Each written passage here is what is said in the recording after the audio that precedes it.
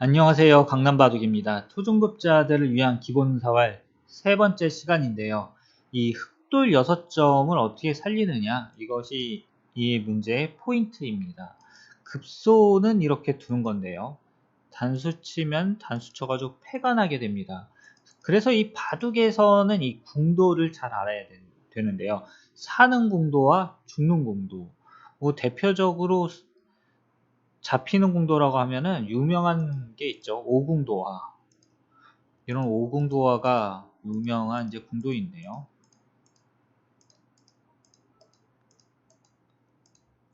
여기에서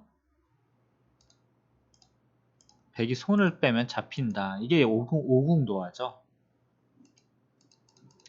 그런데 사는 궁도를 기준으로 이렇게 보면 약간 달라집니다. 이 뭐 몇 궁이면 사냐 이런 공식 같은 걸 알려달라 이런 분들 계신데, 이제 삶과 죽음의 경계선이 이 6궁이 됩니다. 이 6궁부터는 이제 살 가능성이 점점 높아지는데요. 그렇다면은 요 형태, 이제 궁도를 잘 봐야 됩니다. 바로 최대한 늘리면 되겠죠.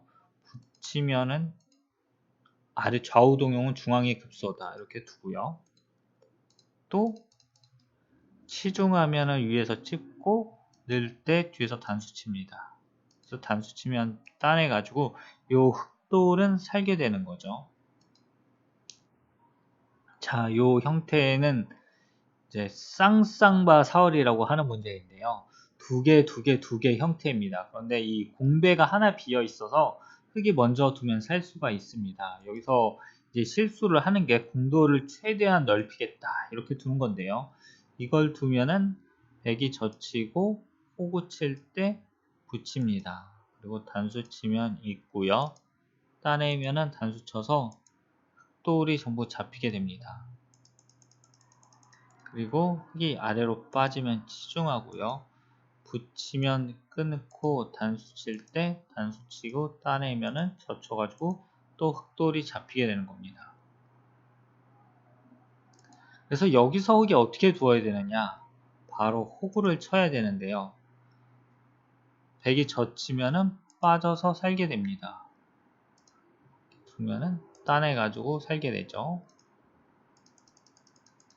그리고 백이 이쪽을 젖히면은 이렇게 집을 만들어야 되고요.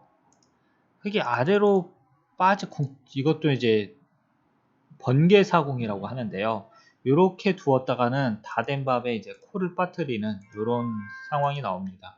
흑돌이 전부 잡히게 되죠. 이 상태가 이제 자충이기 때문에 이어야 되는데 잊지를 못하게 돼서 잡히는 겁니다. 그리고 또 이렇게 두는 수도 있는데요. 이거는 끊겨가지고 지금 흑 두 점이 공격을 받게 되죠. 단수 치면 단수 치고요. 따낼 때 젖혀가지고 잡히게 됩니다. 이 흑돌, 그래서 공배가 비어있는 쪽으로 호구를 쳐라. 이거 아주 중요하고요.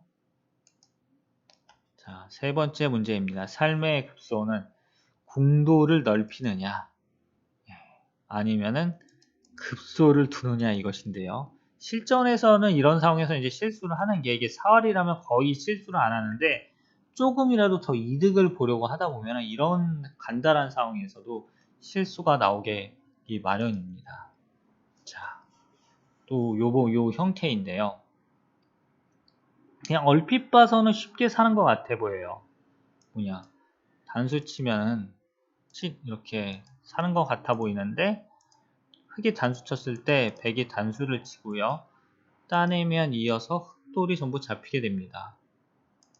그리고 위에서 단수 치면은요, 젖히고 따낼 때 그냥 이어서 또 잡히게 되는 거죠. 그래서 이런 상황에서 의외로 까다로운데요. 이게 초급자분들 뿐만 아니라 이 중급자분들, 중고급자분들도 이 형태는 반드시 알아두셔야 됩니다. 그러니까 입구자로 두는 거죠. 젖히면 뒤에서 끊는다.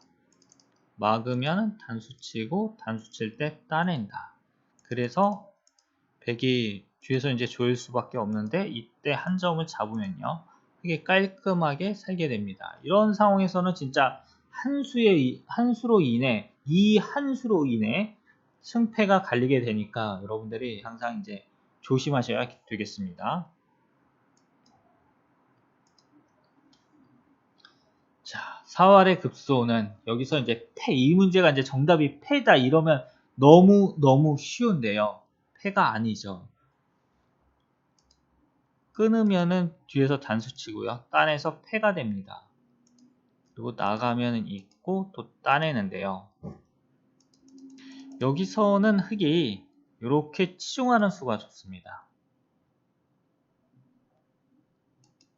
이렇게 치받을 때 늘고요. 이을 때 이렇게 두면 이제 30으로 잡게 되고, 마찬가지로 백이 여기 두면은 촉촉수로 백돌이 잡히게 됩니다.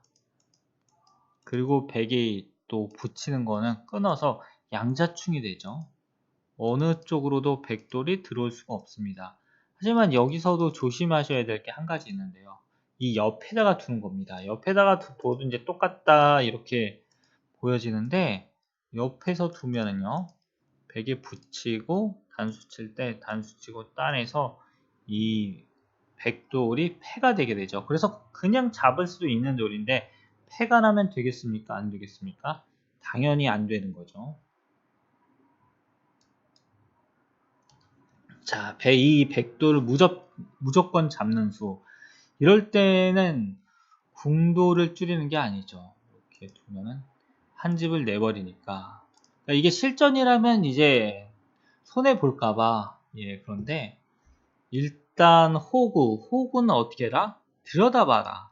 백이 나가면 막고요. 이렇게 막으면은 먹여쳐서 백돌이 전부 잡히게 됩니다.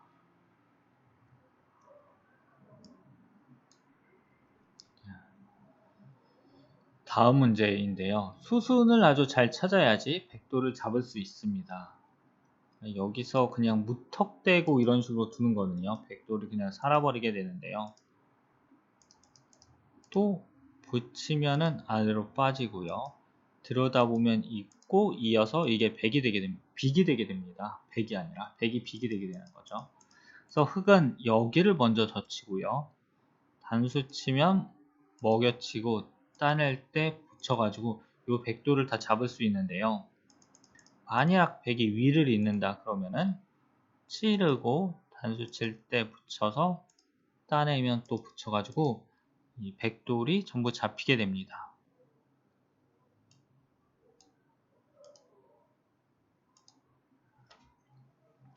자, 이번 문제는 자충을 이용한 문제인데요.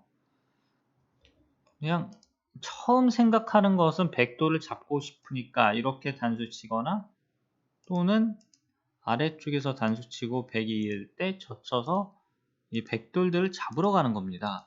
근데 이거는 실패하기가 아주 쉽습니다.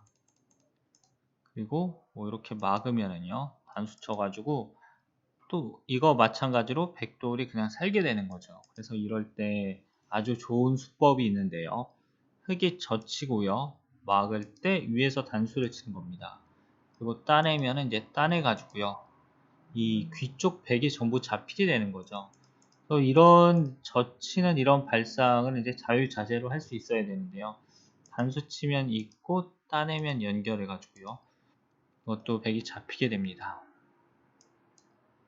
자, 9번째 문제인데요. 요 형태, 예, 육궁인데요. 육궁은 아까 거의 산다고 제가 말씀을 드렸는데, 어떻게 가느냐. 붙이고요.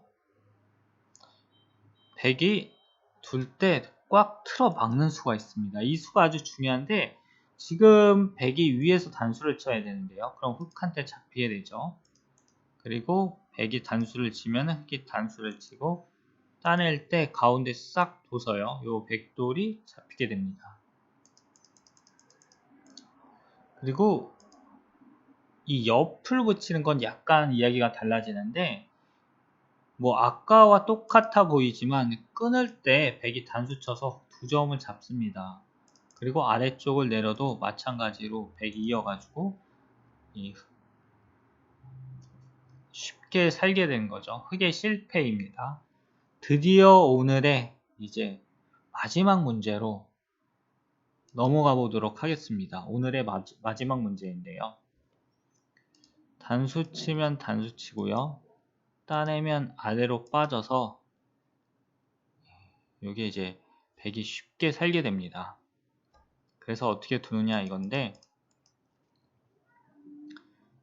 가운데를 두고요. 이렇게 붙이면은 끊어가지고 100돌이 잡히게 됩니다. 100이 2일 수밖에 없을 때 찌르고요. 막을 때 끊어서 100돌이 양자충으로 잡히게 되는 거죠. 이 형태도 실전에서 정말 유명한 사활인데요. 여러분들이 이런 사활을 이제 다 알고 계신다 그러시면은 기력이 정말 쭉쭉 향상되실 수 있으십니다. 그럼 저는 다음 시간 기본 사활 네 번째 시간에서 여러분들을 찾아뵙도록 하겠습니다.